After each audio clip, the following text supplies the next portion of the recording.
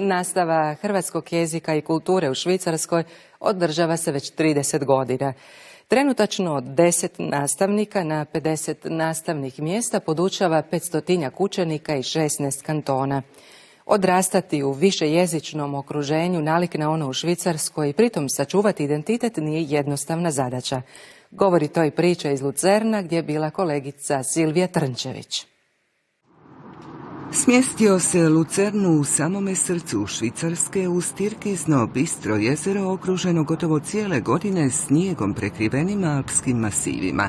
Romantičan, miran, uređen, bogat, multikulturalan. Lucern je poželjno mjesto za život.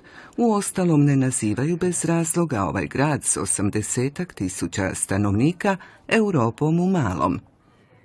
Vrlo je bitno to da djeca se zajednički druže i stvaraju osjećaj identiteta i pripadnosti hrvatskom narodu. Osim toga, danas u švicarskim školama imamo djecu već treće generacije Hrvata, pa ih ponekad nije niti lako natjerati, odnosno privoliti da govore hrvatski jezik.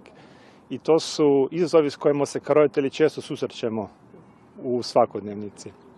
Nije dobro kad se roditelj pokušava prilagoditi djetetu pa priča sa djecom njemački, jer meni je kao roditelju manje bitno, odnosno manja briga da će dijete neće naučiti njemački, nego se više imam strah od toga da ne zaboravi hrvatski. Zato mi kod kuće govorimo isključivo hrvatski i djeca među sobom govore hrvatski jezik. Luna, Elena i Luka su vršnjaci, srednjoškolci rođeni u Švicarskoj. Ovim poliglotima jedina poveznica s Hrvatskom jezik je domovine njihovih roditelja i predaka.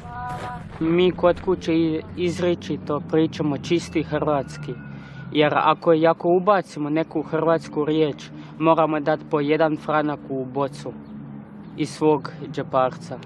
Hoćeš reći ako ubaciš koju njemačku riječ? Da, moram dati 1 franak u bocu. Ja učim hrvatski jer sam ja Hrvatica, moji roditelji su Hrvati. Hrvatski je moj materni jezik.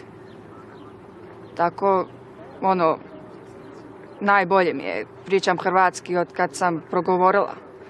I baš je sreća da imamo hrvatsku dopunsku školu odmah u blizini. I pa mogu i naučiti gramatiku, i povijest, i zemljopis, sve tako. Idem u hrvatsku školu zato jer su mi roditelji iz Hrvatske i hrvatski mi je materni jezik i idem da još usavršim gramatiku i čitanje i idem već 7 godina. Jel odlaziš išta u Hrvatsku i kad odlaziš tamo pričaš naravno hrvatski ili kako to ide? Da, idem u praznicima idem u Hrvatsku i da, pričam hrvatski normalno.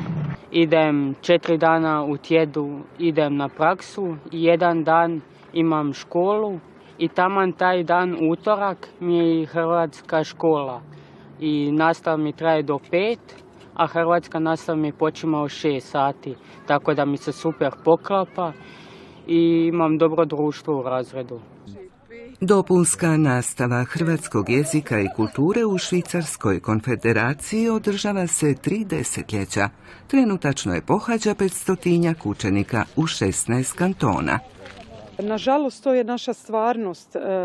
Ono što u svakom slučaju treba naglasiti jest da se usvajanje jezičnih vještina na materinskom jeziku odvija u školi na drugačiji način nego što je to kod kuće. I djeca svakako trebaju pohađati nastavu materinskih jezika.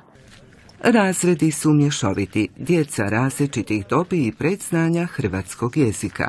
Velik je to izazov, a istodobno i radost za 10 učitelja na 50 nastavnih mjesta.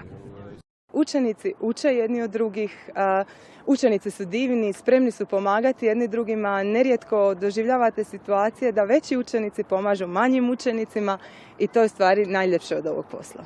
A što vi ste naučili od tih svojih učenika?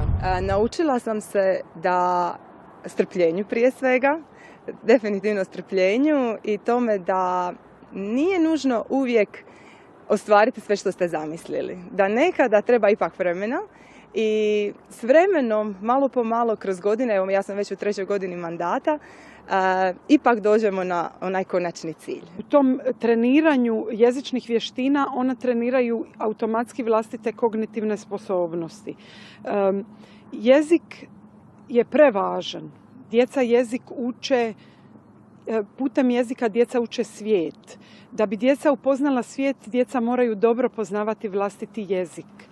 Činjenica je da je naša domovina u stvari naš jezik i djeca putem jezika svoju domovinu nose sa sobom u sebi svugdje kud idu u svijet.